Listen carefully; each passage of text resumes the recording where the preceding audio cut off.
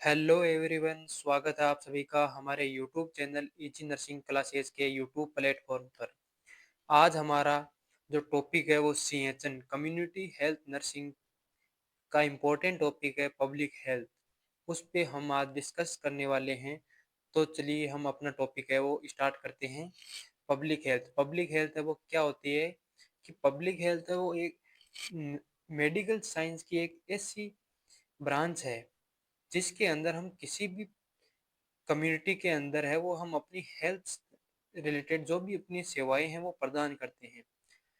Public के जो health है उसको हम इम्प्रूव करते हैं और उनसे डिजीज को प्रिवेंट करते हैं। तो public health is the science and practice. Public health एक ऐसी साइंस और प्रैक्टिस होती है।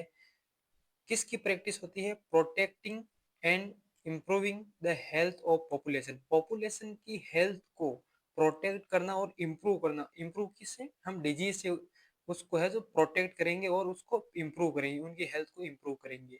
इसे ही हम पब्लिक हेल्थ बोलते हैं। मोस्टली ये किस में होता है? जैसे कम्युनिटीज है, सिटीज है, कंट्रीज है, rather than focusing on individual patients. Patient से रिलेटेड है। किसी भी कम्युनिटी में हम प्रोवाइड कर सकते हैं, किसी भी सिटी में हम प्रोवाइड कर सकते हैं, और कोई से भी कंट्री में हम ये प्रोवाइड करते हैं। तो ये उस एरिया की पब्लिक हेल्थ होती है। पब्लिक हेल्थ के कौन कौन से एम होते हैं? तो चलिए हम देखते हैं पब्लिक हेल्थ के एम। फर्स्ट वन है प्रिवेंट डिजीज। डिजीज को प्रिवेंट करना पब्लिक हेल्थ का मोस्ट इम्पोर्टेंट जो काम होता है, उसमें फर्स्ट वन है डिजीज को प्रिवेंट करना। अब हम डिजीज किस प्रकार से हम प्रिवेंट कर सकते हैं? फर्स्ट वन है वैक्सीनेशन। हम इंडिविजुअल्स को वैक्सीन प्रोवाइड करेंगे, बच्चों को वैक्सीन प्रोवाइड करेंगे, एडल्ट को वैक्सीन प्रोवाइड करेंगे, जिससे क्या है उनके अंदर है उस डिजीज से रिलेटेड जो एंटीजन है, एंटीबॉडी क्रियाएं है, उनके लिए ये सब क्रिया होगी और वो डिजीज है उनसे प्रिवेंट होगी। इसलिए हम वैक्सीनेशन करते हैं। सैनिटेशन, हम उनको साफ सुथरा रहने की सलाह देंगे, जिससे है क्या किसी प्रकार के डिजीज है वो ट्रांसमिट नहीं होगी एक दूसरे के अंदर। और सैनिटेशन का बहुत बड़ा रोल होता है एक व्यक्ति को डिजीज से प्रिवेंट करने में और हेल्थ को इम्प्रूव करने में। सेकंड वन है प्रमोट हेल्थ। हेल्थ को प्रमोट करना। हेल्थ प्रमोट किससे होगी? हम उनको हेल्थ एजुकेशन देंगे, हेल्थ से रिलेटेड उनको जो भी इंफॉर्मेशन है वो हम उनके प्रोवाइड करवाएंगे। उससे वो उन सबको अप्लाई करेंगे, जिससे उनकी हेल्थ है वो प्रमोट होगी। न्यूट्रिशन से रिलेटेड हम प्रोग्राम्स है वो हम अप्लाई करेंगे, जिससे उनके अंदर न्यूट्रिशन से रिलेटेड किसी प्रकार की डेफिशिएंसी नहीं होगी। जैसे कि अपने गवर्नमेंट चलाती है मिड डे मील स्कूल के अंदर। तो ये मिड डे मील प्रोग्राम है वो बच्चों की हेल्थ को इम्प्रूव करने के लिए, बच्चों को एजुकेशन से रिलेटेड है वो स्कूल में अट्रैक्ट करने के लिए ये सब सुविधाएं प्रोवाइड की जाती है, ताकि बच्चे ज़्यादा से ज़्यादा आए और एजुकेशन ले इसके लिए। और उनको जो न्यूट्रिशन रिलेटेड है वो डिजीज़ है उनको प्रिवेंट करने के लिए ये प्रोग्राम चलाए जाते हैं। उसी प्रकार हम गाँव में देखते हैं कई बार है वो आंगनबाड़ी की तरफ से जो प्रेग्नेंट लेडीज होती है उनको ये हेल्थ इश्यू ना हो, किसी प्रकार का न्यूट्रिशन की कमी ना हो, उसके लिए कई प्रकार के पोषक तत्व है जो गवर्नमेंट द्वारा प्रोवाइड की जाती है। थर्ड वन है prolong life. Prolong life means एक व्यक्ति की जो सामान्य एज है उससे उनकी एज को और ज्यादा लंबा करना। तो ये कैसे पॉसिबल होगा? उसके लिए हेल्थ केयर फैसिलिटी है वो इम्प्रूव करनी होगी।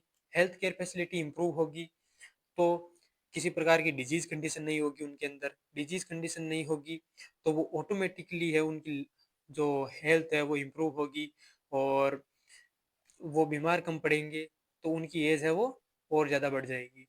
इम्प्रूव क्वालिटी ऑफ लाइफ, उनकी लाइफ की क्वालिटी है उसको इम्प्रूव करना है।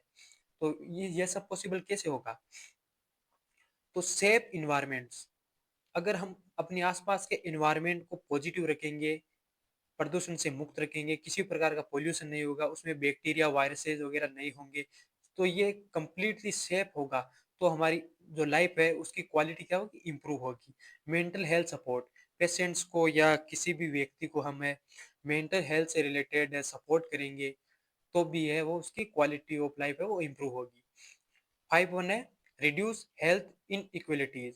जो भी इनइक्वलिटीज होती है हेल्थ से रिलेटेड उनको रिड्यूस करना है।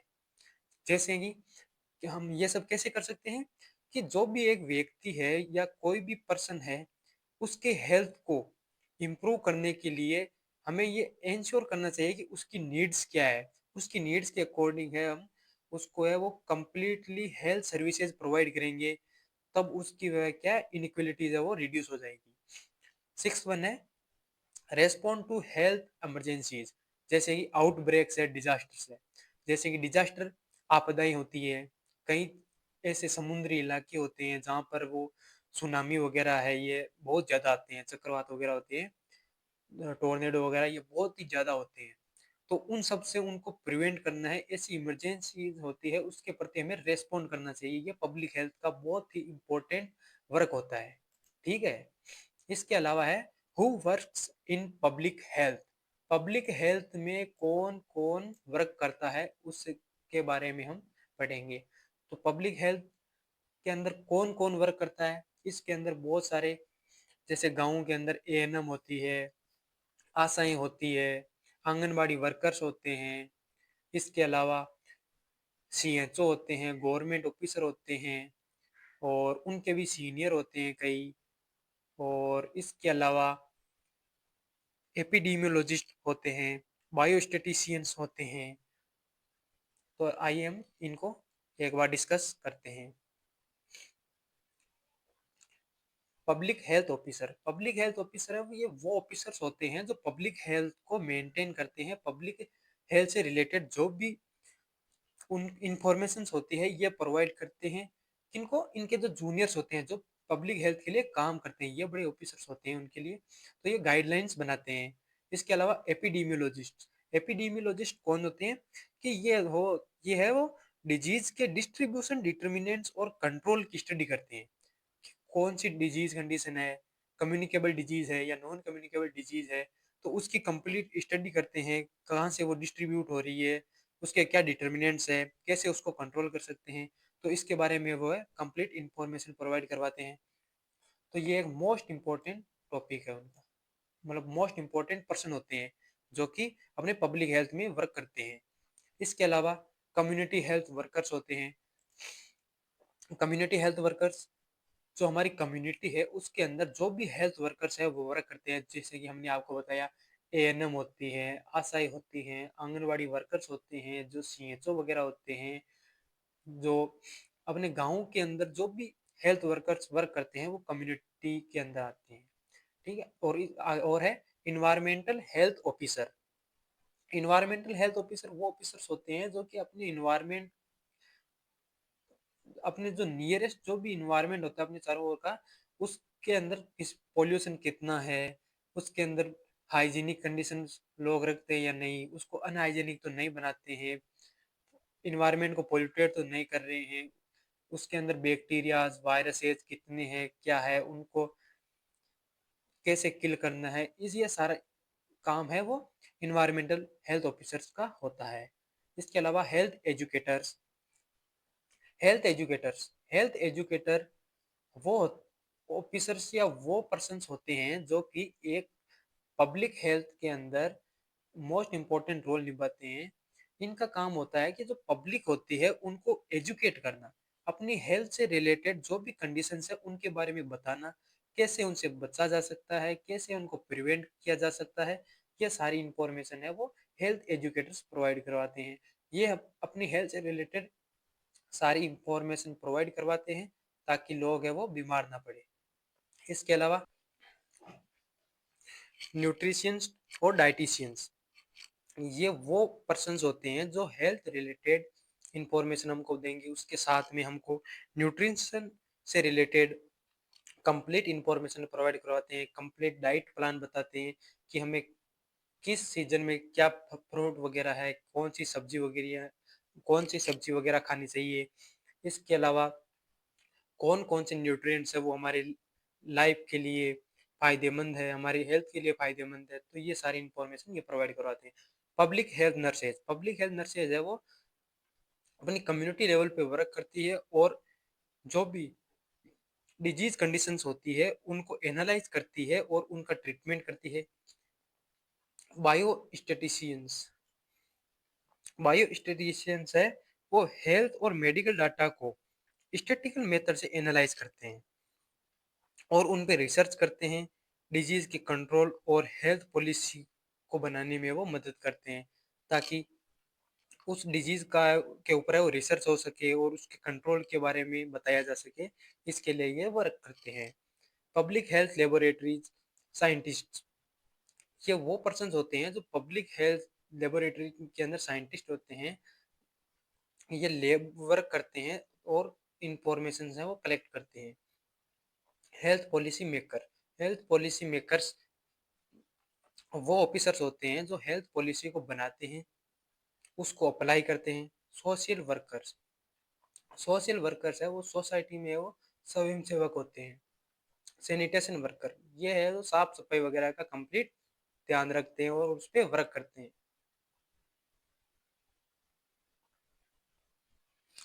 एरियाज ऑफ पब्लिक हेल्थ, कि पब्लिक हेल्थ के कौन कौन से एरियाज होते हैं जिनमें पब्लिक हेल्थ है वो ये हेल्थ पॉलिसीज है वो प्रोवाइड की जाती है। फर्स्ट वन है एपिडेमियोलॉजी। मतलब एपिडेमियोलॉजी क्या होती है, ये मतलब पब्लिक हेल्थ के कोई एरियाज होते हैं। तो एपिडेमियोलॉजी है वो एक ऐसी ब्रांच है मेडिकल साइंस की जिसके अंदर हम किसी भी डिजीज है उसके पैटर्न के, उसके कोज और उसके कंट्रोल की हम स्टडी करते हैं कि वो डिजीज कंडीशन है वो कहाँ से आई है, कैसे उत्पन्न हुई है, क्या क्या उसके कोज है, कैसे उसको हम कंट्रोल कर सकते हैं। तो ये सब हमें एपिडेमियोलॉजी में हम पढ़ते हैं। सेकंड वन है इन्वायरमेंटल हेल्थ। इन्वायरमेंटल हेल्थ क्या है कि हमारे आसपास का जो भी इन्वायरमेंट है उसमें हेल्थ रिलेटेड जो भी इश्यूज होते हैं तो उनको हम प्रिवेंट कर सकते हैं, कैसे उनको प्रिवेंट करना है, ये सब इसमें हम स्टडी करते हैं। जो भी एयर है, वाटर है, फूड है, इन सब को हमें क्लीन रखना चाहिए और अपने जो भी सराउंडिंग्स है उनको सेफ रखना चाहिए। Health promotion and education, health को प्रमोट करने के लिए और हेल्थ में प्रमोशन के लिए हमें एजुकेशन प्रोवाइड करनी चाहिए पीपल्स को। जो भी पीपल्स है रूरल, मोस्टली रूरल एरिया है, वहाँ के जो अनएजुकेटेड पीपल होते हैं उनको हमें एजुकेट करना है, ताकि वो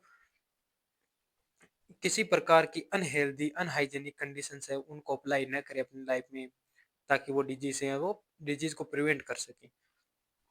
maternal and child health, most important area. Mostly जो क्या है कि जो प्रेग्नेंट लेडीज होती है, जो न्यूनेट चाइल्ड्स होते हैं, ये मोस्टली इन्फेक्टेड मतलब ज़्यादा इन्फेक्टेड होते हैं रादर देन अदर्स। तो इनके हेल्थ है वो को इसको इम्प्रूव करना है। मदर है, इन्फेंट है, चिल्ड्रन है, इनके हेल्थ को हमें इम्प्रूव करना चाहिए। हेल्थ पॉलिसी एंड मैनेजमेंट, हमें हेल्थ पॉलिसीज है उनको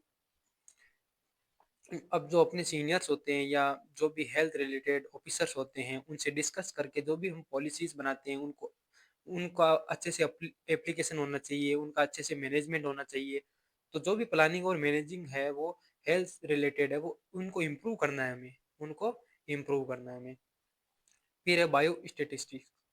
इसमें क्या है कि जो भी हमने डिजीज से रिलेटेड एनालाइज किया है डाटा, जो मेडिकल डाटा है वो हमने एनालाइज किया है उसके ऊपर हमें रिसर्च करना चाहिए। जो भी डिजीज है उसको अंडरस्टैंड करना चाहिए, उसको इवालुएट करना चाहिए। तो ये सब है वो बायोस्टेटिक्स में आता है।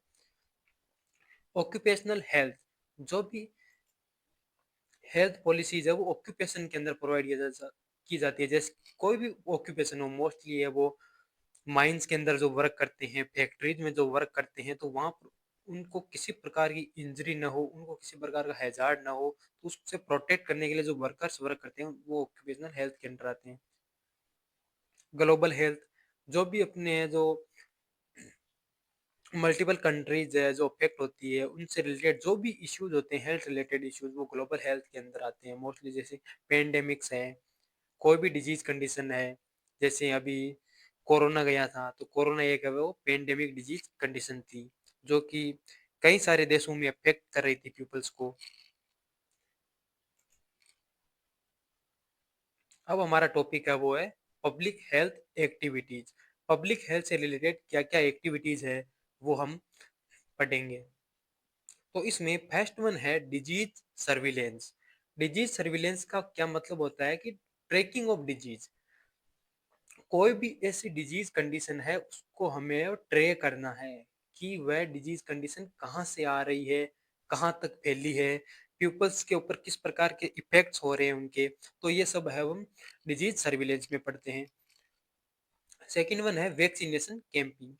जो भी वैक्सीनेशन से रिलेटेड कैंप है उनको हमें ऑर्गेनाइज करना है।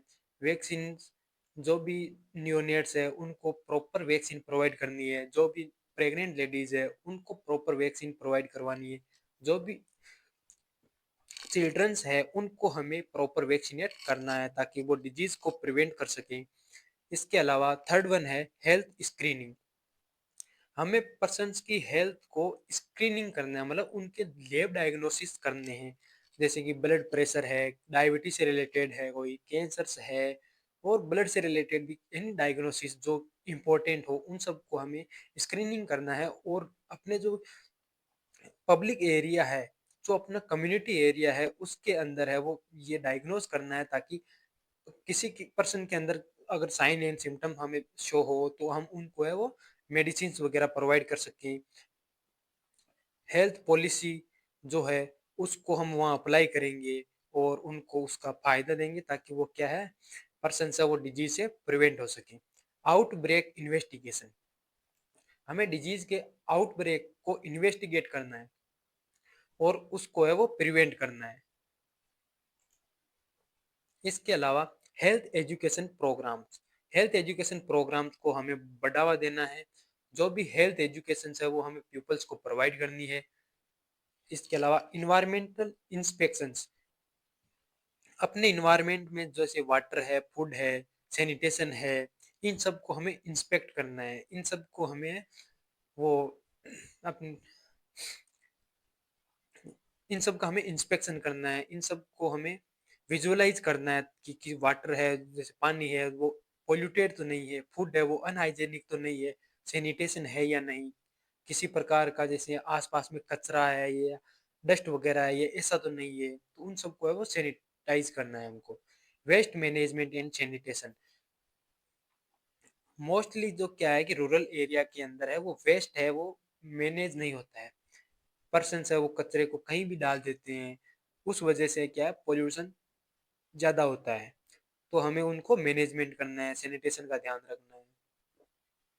डिजास्टर प्रिपेयरनेस एंड रेस्पॉन्स, कई एरिया जैसे होते हैं जो डिजास्टर, वहाँ पे डिजास्टर है वो आपदा ही बहुत ज़्यादा होती है तो उनको प्रिपेयरनेस करना है। रेस्पॉन्स होते हैं अपने, जैसे हेल्थ ऑफिसर्स होते हैं, पब्लिक हेल्थ ऑफिसर्स होते हैं, इनकी वहाँ ड्यूटी होती है कि इनको कंप्लीटली उन सब एरिया का निरीक्षण करना होता है कि वहाँ पर ऐसी कोई आपदा की कंडीशन तो नहीं है। अगर कंडीशन हो रही है तो उनको अवेयर करना है कैसे उससे बचा जा सकता है। तो इन सब की इंफॉर्मेशन उन्हें प्रोवाइड करवानी चाहिए।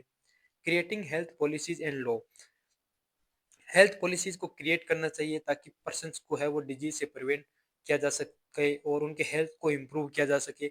और उससे रिलेटेड जो भी लॉ है उनकी इंफॉर्मेशन दी जानी चाहिए कि पर्सन्स को है वो अधिकार होते हैं, उनके अपने अधिकार होते हैं ताकि वो है हेल्थ रिलेटेड जो भी उनकी कंडीशंस होती है उसके बारे में डॉक्टर से बात कर सके, उसका ट्रीटमेंट ले सके। और टेंथ वन है न्यूट्रिशनल प्रोग्राम्स। न्यूट्रिशनल प्रोग्राम्स को हमें बढ़ावा देनी चाहिए, उनको ज़्यादा से ज़्यादा इंक्रीज करना चाहिए। जैसा कि मैंने आपको पहले बताया था school meals programme, schools meals के अंदर मिड डे मील प्रोग्राम चलता है। माल न्यूट्रिशनल कंट्रोल प्रोग्राम होते हैं कि माल न्यूट्रिशन से रिलेटेड जो भी डिजीज कंडीशन होती है, मोस्ट इंपॉर्टेंट है वो क्वाशियोरकर है, मेरेस्मस है, तो इन जैसी डिजीज कंडीशंस को हमें प्रिवेंट करना चाहिए। इसके अलावा हम नेक्स्ट टॉपिक का हमारा main activities in the public health sector, जो पब्लिक हेल्थ सेक्टर होते हैं उनके अंदर कौन कौन सी मेन एक्टिविटीज होती है तो उसके बारे में हम पढ़ेंगे। फर्स्ट वन है असेसमेंट। हमें जो भी पब्लिक एरिया है, कम्युनिटी एरिया है, उसके अंदर असेसमेंट को अप्लाई करना है, उनको असेस करना है, उनसे जो भी डाटा है उसको कलेक्ट करना है। किसी प्रकार की डिजीज कंडीशन तो नहीं है, किसी प्रकार के साइन सिम्टम तो नहीं फैल रहे हैं, कोई कम्युनिकेबल डिजीज तो नहीं है। तो ये सारा डाटा है हमको कलेक्ट करना है।